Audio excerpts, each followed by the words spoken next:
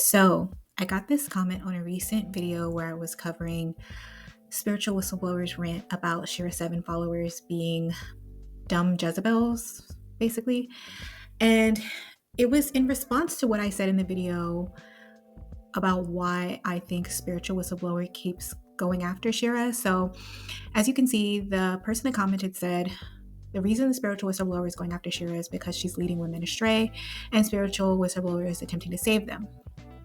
Now, I then responded to this person and I basically was like that these women don't want to be saved. Like, they want to be led astray. And I've since thought about it, right? And I realized that it's not necessarily that the women that follow Shera don't want to be saved, because some of them do in some capacity, right? Like some of them are in the same boat as like an ISIS, where they like want a man to save them that is a man of means. But what I realize is they are not interested in being saved by someone like spiritual whistleblower. So, like I said in the previous video, Shera's content is not one size fit all, right? Like it's not for every woman, and that's a fact. But it should be clear that for the women that are in alignment with her message, they sought her out, right? Not the other way around. Like Shera did not go out of her way to go around the internet saying, I'm trying to save these women from, broke men, right? Shera wasn't throwing on a cape to go out and save anyone. She was just being, right? Like she was just being herself, existing in her own online space that she created, making videos on her outlook on love and relationship dynamics from her point of view. And it was other women searching for answers that found her, right? Women searching for answers on, what to do when he doesn't call you back. Shera's got a video on that. Like at this point, she has a video on pretty much every aspect of relationships. But that's why I think Shera and her content in particular, I think that's why it's so triggering to some people, because they hate that she has amassed this huge following of women that all sought her out specifically for her message, right?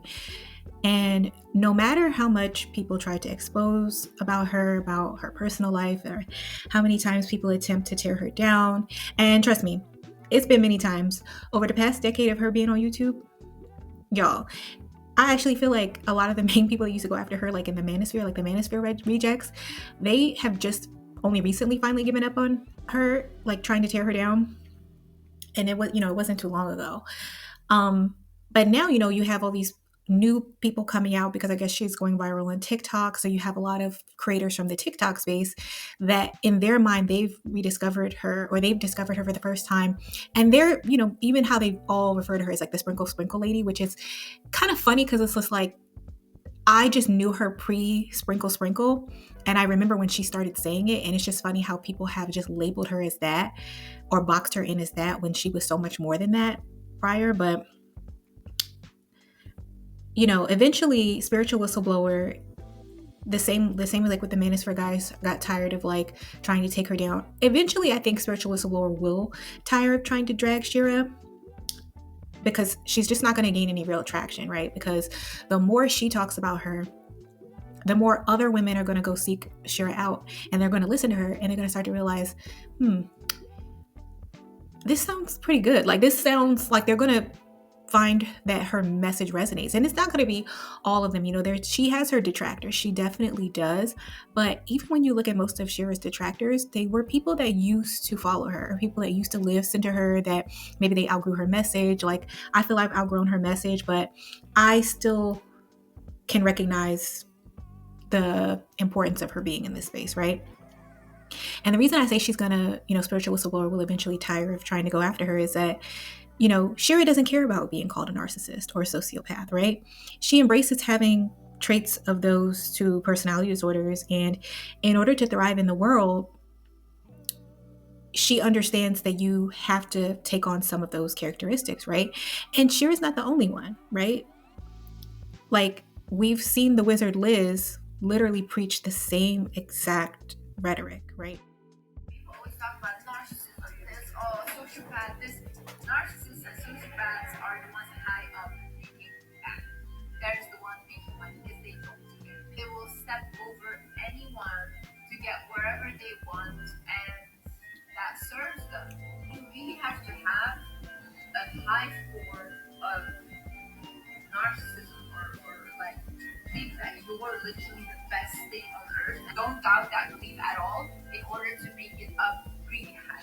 And I'm pretty sure I've never seen anyone go after her aggressively or blame her for anything. But, if you guys have, definitely leave a comment below and let me know who's done that before, because I'll look into it. But I personally haven't seen it. I've never seen her fans attack her for that, or any. I really haven't even seen the Wizard Liz have like a huge following of detractors. And in my opinion, she kind of blew up even faster than Shera, because Shera's growth has happened over time, right? It's happened over the years. And whether a spiritual whistleblower or anyone else likes it, Shera is building a cult following over there of women who don't care if practicing radical self-preservation and what I like to call like a left-hand path style dating tactics, like dark-sided dating tactics. These women don't care if you call them narcissistic Jezebels either, right?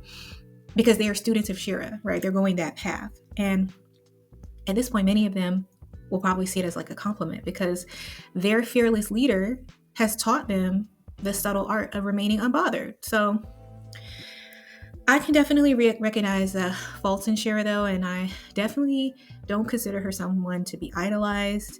I can see the importance of her presence online, but I can also see through the real reason she gets hate for her content. And I think it's because of the fire that she ignites within women. And, for that reason alone, I can never fully be mad at her, right?